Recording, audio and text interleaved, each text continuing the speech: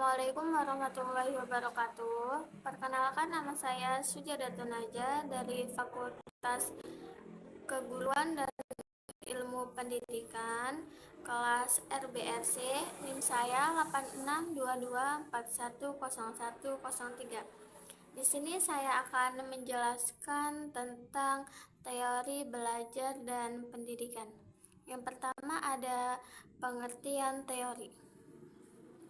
Pertama ada pengertian teori.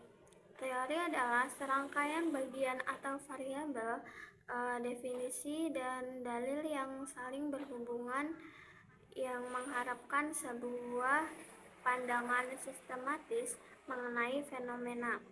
Terus menurut Labovitz dan Hagedorn mendefinisikan teori sebagai ide pemikiran atau pemikiran teoris yang mereka definisikan sebagai menentukan. Jadi pengertian teori menurut Labovitz dan Hagedorn itu jadi teori itu sebagai ide pemikiran gitu. Jadi pasti setiap orang itu kan ada ide gitu kan, itu termasuk pengertian teori. Jadi seperti itu. Pengertian belajar. Belajar adalah proses sadar seorang individu untuk merubah perilaku menjadi lebih baik. Terus pada saat belajar, maka responnya menjadi lebih baik, dan sebaliknya, bila tidak belajar, maka responnya menurun. Jadi, seseorang jika belajar itu akan menjadi lebih baik, jika tidak belajar itu akan menurun. Terus juga menurut Gagne, belajar adalah kegiatan yang kompleks. Hasil belajar merupakan kapabilitas. Jadi setelah belajar itu seseorang memiliki kapabilitas atau pengetahuan yang lebih gitu. Terus memiliki keterampilan, sikapnya lebih baik, dan juga memiliki nilai. Yang ketiga ada teori behavioristik. Adalah teori belajar. Behaviorisme merupakan teori yang telah cukup lama dianut oleh para ahli pendidikan, yaitu tentang perubahan tingkah laku sebagai hasil dari pengalaman. Behaviorisme ini merupakan salah satu aliran psikologi yang memandang individu hanya dari sisi fenomena jasmania dan mengabaikan aspek-aspek mental. Yang selanjutnya ada teori kognitivistik. Teori kognitivistik merupakan peran perspektif bahwa peserta didik memproses informasi dan pelajaran melalui upaya mengorganisir, menyimpan, dan menemukan hubungan antara pengetahuan yang baru dan pengetahuan yang ada. Jadi teori kognitivistik itu belajar merupakan proses internal yang melibatkan ingatan, terus pengolahan emosi seseorang, terus juga menyimpan informasi yang telah didapat gitu. Terus juga teori ini menekankan kepada proses belajar, bukan hasil belajarnya. Jadi proses belajar seseorang itu bagaimana, apakah meningkat atau tidak, apakah meningkat atau turun, seperti itu. Ini teori kognitivistik. Terus juga contohnya itu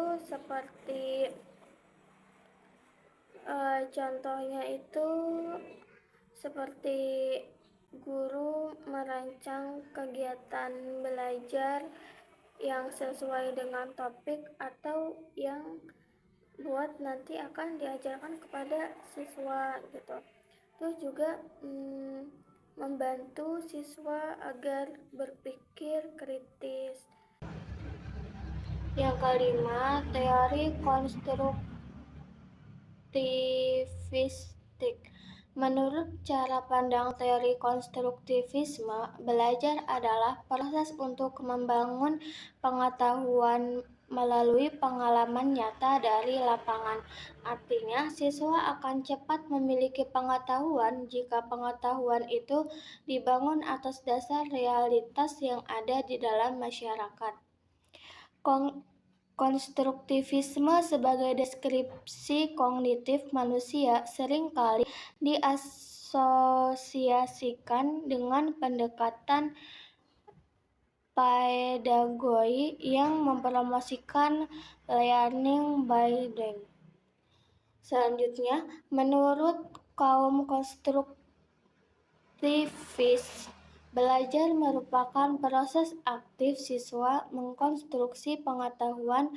Bagi kaum konstruktivis, belajar adalah suatu proses organik untuk menemukan sesuatu, bukan suatu proses mekanis untuk mengumpulkan fakta.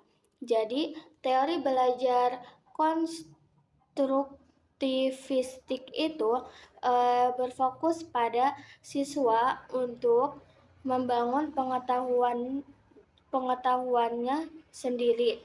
Karena teori ini menekankan bahwa pengetahuan itu merupakan hasil dari konstruksi kognitif yang terbentuk melalui lingkungan. Yang keenam, teori humanistik. Teori belajar humanistik berusaha untuk memahami perilaku belajar dari sudut pandang pelakunya. Tujuan utama para pendidik adalah membentuk peserta didik untuk mengembangkan dirinya. Dalam teori ini juga, proses belajar harus berhulu dan bermuara pada manusia itu sendiri. Dengan kata lain, teori ini lebih tertarik pada ide belajar dalam bentuknya yang paling ideal daripada belajar apa adanya. Yang selanjutnya ada fungsi teori belajar dalam pembelajaran. Fungsi teori belajar dan pembelajaran dalam merancang kegiatan pembelajaran yaitu menghentikan penemuan-penemuan, melahirkan hipotesis, membuat prediksi, dan memberikan penjelasan tentang apa yang akan diajarkan. Jadi dalam pembelajaran itu harus dirancang dan disusun materi yang akan disampaikan kepada peserta didik atau kepada seseorang. Terus teori belajar dan pembelajaran bagi guru adalah teknik pengajaran yang berurusan dengan produk-produk pembelajaran. Selanjutnya, faktor-faktor yang mempengaruhi belajar siswa. Yang pertama, ada faktor internal belajar. Proses belajar yang kompleks, yaitu siswa yang menentukan terjadi atau tidak terjadinya belajar. Untuk bertindak belajar, siswa menghadapi masalah-masalah intern. Faktor intern yang dialami oleh siswa yang berpengaruh pada proses belajar ada sikap terhadap belajar. Sikap merupakan kemampuan memberikan penilaian tentang sesuatu yang membawa diri sesuai dengan penilaian. Jadi, siswa memperoleh kesempatan belajar meskipun siswa dapat menerima, menolak, atau mengabaikan kesempatan belajar tersebut. Terus, yang kedua ada motivasi belajar. Motivasi belajar menjelaskan apa yang membuat orang melakukan sesuatu, membuat mereka tetap melakukannya, dan membantu mereka menyelesaikan masalah. Selanjutnya ada masalah-masalah belajar dan pembelajaran. Belajar merupakan kegiatan yang dinamis sehingga perlu secara terus-menerus mencermati perubahan-perubahan yang terjadi pada siswa. Masalah-masalah belajar tersebut dapat digolongkan berdasarkan yang pertama ada keterlambatan akademik. Keterlambatan akademik itu yaitu siswa yang memiliki bakat akademik atau memiliki tingkat kecerdasan yang tinggi, tetapi siswa tersebut tidak mampu untuk memanfaatkan kecerdasannya secara optimal. Yang kedua, ada sangat cepat dalam belajar, yaitu siswa yang memiliki bakat akademiknya yang tinggi, tetapi masih memerlukan tugas-tugas khusus untuk memenuhi kebutuhan dan kemampuan belajarnya yang tinggi. Selanjutnya ada lambat belajar. Lambat belajar itu siswa yang memiliki bakat akademik yang kurang memadai dan perlu dipertimbangkan lagi untuk mendapatkan pendidikan atau pengajaran yang khusus. Selanjutnya ada penempatan kelas. Yang keempat, penempatan kelas. Yang kelima, ada kurang motif dalam belajar. Kurang motif dalam belajar itu keadaan siswa yang kurang bersemangat dalam belajar, yaitu siswa tersebut seolah-olah malas untuk belajar. Bersikap dan kebiasaan buruk dalam belajar itu seperti siswanya suka menunda-nunda tugas, mengulur waktu, itu merupakan sikap belajar yang buruk. Yang ketujuh, kehadiran di sekolah sangat penting karena ketidakhadiran siswa tersebut baik secara fisik dan mental itu akan menghambat proses belajar. Karena kehadiran siswa di sekolah itu disebut juga presensi, sedangkan ketidakhadirannya disebut absensi. Jadi masalah kehadiran di sekolah itu dapat berdampak pada prestasi belajar siswa. Selanjutnya, masalah-masalah belajar baik intern maupun ekstern dapat dikaji dari dimensi guru maupun dimensi siswa. Masalah seringkali berkaitan dengan pengorganisasian belajar.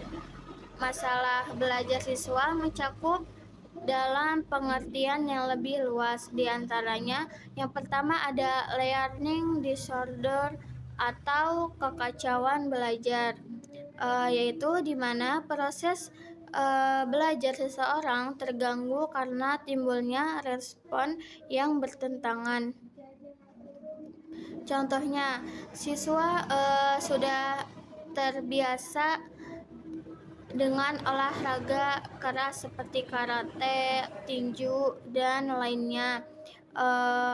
Mungkin siswa tersebut akan mengalami kesulitan dalam belajar seperti menari karena itu memerlukan gerakan yang lemah. Yang kedua, ada learning dysfunction, yaitu di mana proses belajar yang dilakukan siswa tidak berfungsi dengan baik, meskipun siswa tersebut tidak menunjukkan adanya subnormalitas mental. Contohnya itu seperti siswa memiliki postur tubuh yang tinggi, yaitu seorang atletis, dan sangat cocok untuk menjadi atlet bola voli. Namun, siswa tersebut tidak pernah berlatih bermain bola voli. Nah, jadi itu akan siswa tersebut tidak akan menguasai permainan bola voli dengan baik karena tidak berlatih bola voli. Yang ketiga ada underachiever, yaitu siswa yang memiliki tingkat potensi intelektual yang di atas normal, tetapi proses belajarnya tergolong rendah. Contohnya itu siswa telah dites kecerdasannya dan tingkat kecerdasannya itu tergolong sangat unggul. Namun prestasi belajarnya itu biasa-biasa saja atau malah sangat rendah, seperti itu. Terus yang keempat ada slow learner atau lambat belajar, yaitu siswa yang lambat belajar dalam proses belajar sehingga membutuhkan waktu yang lebih lama dibandingkan sekelompok siswa lain yang memiliki taraf potensi intelektual yang sama. Yang kelima ada learning disabilities, yaitu ketidakmampuan belajar yang mengacu pada gejala di mana siswa tidak mampu belajar atau menghindari belajar sehingga hasil di bawah potensi intelektual. Terima kasih. Mohon maaf bila ada kesalahan dalam penyampaiannya. Saya undur diri. Wassalamualaikum warahmatullahi wabarakatuh.